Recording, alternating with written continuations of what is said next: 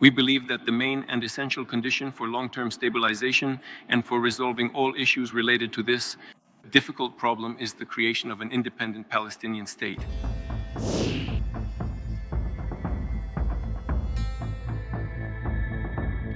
The floor is given to the President of the Russian Federation. By the end of last year, Russia's trade turnover with the 5 Central Asian states exceeded $45 billion.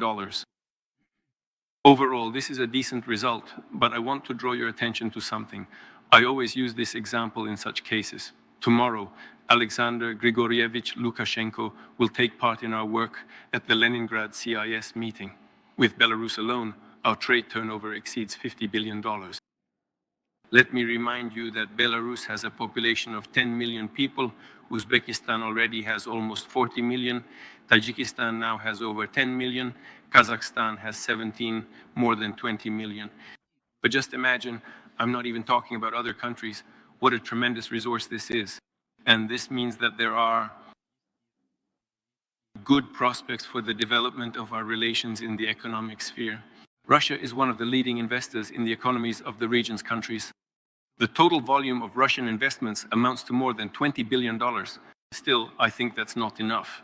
We are interested in having companies from your countries join large-scale Russian development programs more actively in industry, high technology, import substitution, and other areas. All the more so, we are pleased to observe the successes your countries have achieved in all the areas I mentioned above. Eurasian logistics projects could be integrated into a single network with modern electronic services and transportation solutions. This would make it possible to significantly increase the volume of international freight transportation through our shared region. It is important that Russia and the countries of the Central Asian Five adhere to unified or closely aligned approaches to key issues on the regional and global agenda, coordinating their positions at the UN and in other multilateral formats.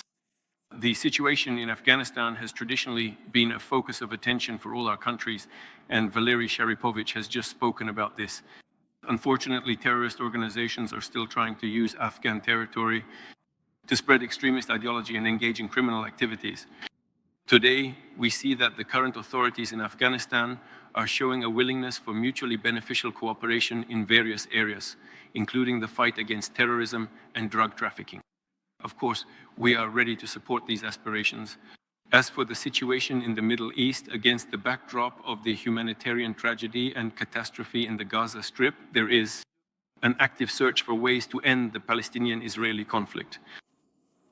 President Trump put forward well-known initiatives, and as you saw, Russia supported them almost immediately. We see what is happening now. According to information from the media, final decisions have been reached. We very much hope that these initiatives of the US president will be, in fact, implemented in practice. This initiative was, from the very beginning, received quite positively both in the Arab world and in the broader Islamic world. The main thing is that, once again, all of this must actually be implemented. I want to emphasize that Russia has always maintained and continues to maintain that the problems of the Middle East region can only be resolved by political and diplomatic means. And naturally, we are ready to support any peaceful efforts aimed at stopping the bloodshed and bringing calm to this region. I think you will agree with me. This was the position of the Soviet Union as well, and it was inherited by all the republics of the former USSR.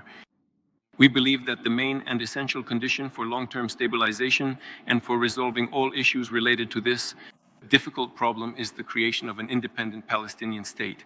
Likewise, only through diplomacy and negotiations can the situation surrounding the Iranian nuclear program be resolved. There are no reasonable alternatives to this.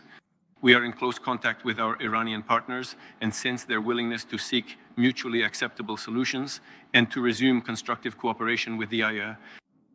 If you noticed, the Director General of the IAEA was recently in our country. We had a detailed discussion with him on this topic. He also pointed out the Iranian side's desire to resolve all issues. There are still some technical questions, but all of them, once the agreements reached are implemented, will serve to achieve a final settlement of this very complex regional issue. We continue to diligently maintain confidential and discreet contacts with Israel and consistently receive important messages from the Israeli leadership, earnestly asking us to convey to our valued Iranian friends that Israel is firmly committed to further peaceful settlement and is absolutely not interested in any form of direct confrontation whatsoever.